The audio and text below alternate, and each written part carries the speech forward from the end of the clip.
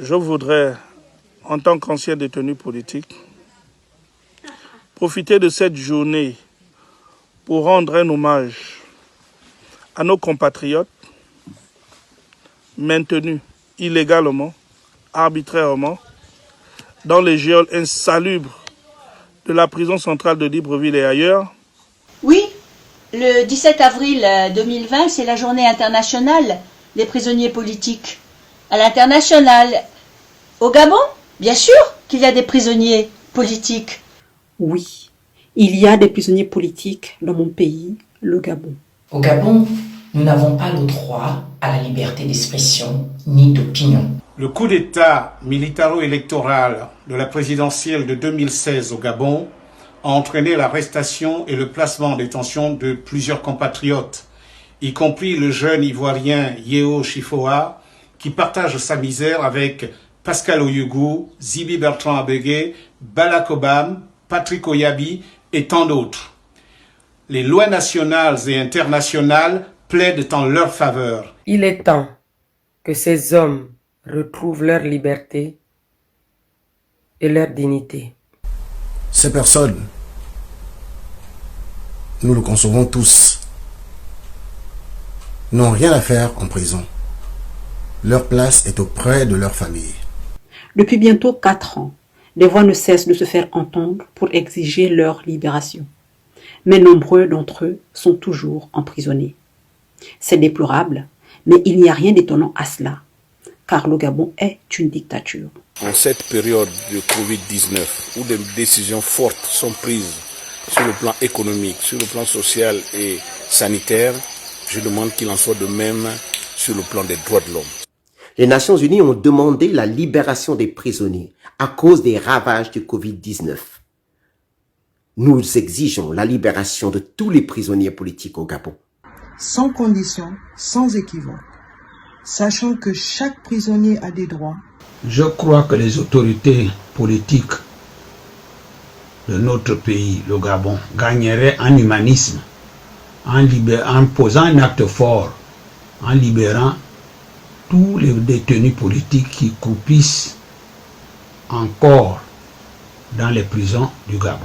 À libérer l'ensemble des prisonniers actuellement incarcérés dans une prison surpeuplée. Libérer les prisonniers et y compris les prisonniers politiques. Tous les prisonniers politiques gabonais, qui, à mon sens, sont même plutôt des otages. Les otages que le régime maintient en détention arbitraire dans l'espoir d'obtenir leur capitulation et la capitulation de leurs amis politiques. Il n'y a pas de démocratie sans liberté d'opinion, sans liberté d'expression. Des années d'incarcération pour un honnête fils, pour une honnête fille de notre nation, simplement en raison de ses opinions, fussent-elles dissidentes, ou en raison de son engagement politique. C'est antidémocratique, c'est anticonstitutionnel, c'est tout simplement inhumain. Il est inconcevable que des hommes et des femmes puissent être incarcérés à cause de leur opinion politique. Il est inconcevable que des hommes et des femmes puissent être arrêtés tout simplement parce qu'ils pensent différemment. Au XXIe siècle, il y a encore des centaines et des centaines de prisonniers politiques partout dans le monde.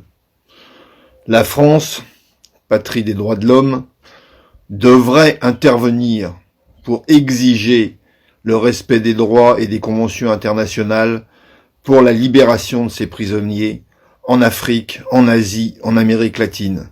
Je profite de cette journée pour rappeler au monde qu'il y a toujours dans les geôles insalubres du Gabon des citoyens, des compatriotes maintenus à cause de leur opinion, maintenus du fait d'avoir dénoncé le régime dictatorial, maintenus du fait d'avoir à un moment donné pris des responsabilités lorsque la nation était en danger.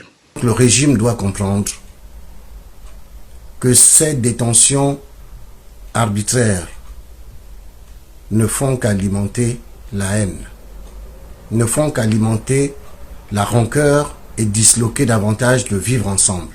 Libérez les prisonniers politiques. Libérez-les pour respecter leurs droits. Libérez-les parce que leur détention est illégale. Libérez-les parce que c'est vital. Il serait temps que la France se reprenne et se rappelle son histoire, qu'elle soit la patrie des droits de l'homme et une terre d'accueil pour tous ces prisonniers politiques. À Paris, ici, avec la CGT, nous avons apporté notre soutien international à des prisonniers assez connus, voire célèbres, tels que Lula au Brésil, Louisa Hanoun en Algérie, Jean-Rémy Yama au Gabon. Tous trois libérés nous ont fait savoir, ont beaucoup insisté sur l'importance du soutien international. Donc en ce jour, j'aimerais encourager tous les peuples de la Terre de mettre la pression sur leur gouvernement afin que ces hommes et ces femmes qui ont été incarcérés de manière arbitraire et injuste puissent être libérés. Car tous les hommes sont nés égaux et ils sont dotés de certains droits qui ne sont pas négociables, dont la vie, la liberté et la poursuite du bonheur. Alors qu'on soit syndicaliste, journaliste, lanceur d'alerte, que l'on soit militant associatif ou politique, on n'a rien à faire en prison.